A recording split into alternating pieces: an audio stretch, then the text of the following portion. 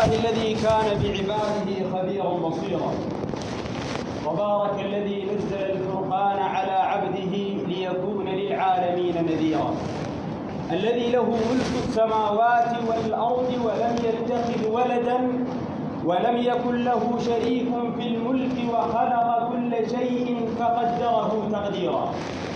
نحمده حمد الشاكرين الذاكرين، حمدا يليق بجلال وجهه وعظيم سلطانه ومتتالي آلائه ووافر نعمه وجزيل إحسانه، لا نحصي به ثناء عليه، هو كما أثنى على نفسه. عنت الوجوه لنور وجهه ودلت الفطرة والأدلة على امتنان مثله وشبهه، موصوف الرب بصفات الكمال، منعوتا بنعوت الجلال، منزها عن الشبيه والنقيص والمثال.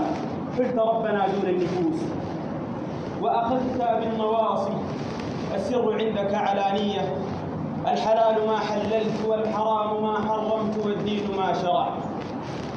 وصلى اللهم على سيدنا محمد في الأولين وفي الآخرين وفي الملأ الأعلى إلى يوم الدين. أما بعد، فاليوم نتحدث عن صحابي جليل هو من أصحاب رسول الله صلى الله عليه وسلم، ومن أصحاب الفضل، ومن العشرة المبشرين بالجنة، ومن الستة الذين مات رسول الله صلى الله عليه وسلم وهو عنهم راض، وهو سعد بن مالك بن وهيب بن عبد مناف بن زهرة ابن كلاب ابن مرة ابن كعب ابن لؤي ابن خالد بن فهد، أبو إسحاق الزهري القرشي المعروف بسعد بن أبي وقاص. وأبي وقاص هو اسمه مالك، وأبوه وهيب، ووهيب هو عم آمنة بنت وهب. وهيب هو أخو وهب، آمنة بنت وهب أم النبي صلى الله عليه وسلم. فسعد في النسب يكون إلى رسول الله صلى الله عليه وسلم خالد، لأن سعد بن مالك ابن وهيب، ووهيب هو أخو وهب أبو آمنة بنت وهب. وكان وهب رجل يعني صاحب مكان في بني زهرة، فكما اتضح نسبه مع النبي صلى الله عليه وسلم.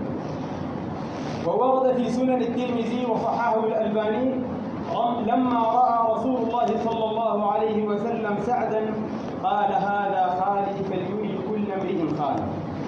وسعد بن أبي وقاص أسلم وعمره 17 سنة، لما أسلم عمره كان 17 سنة.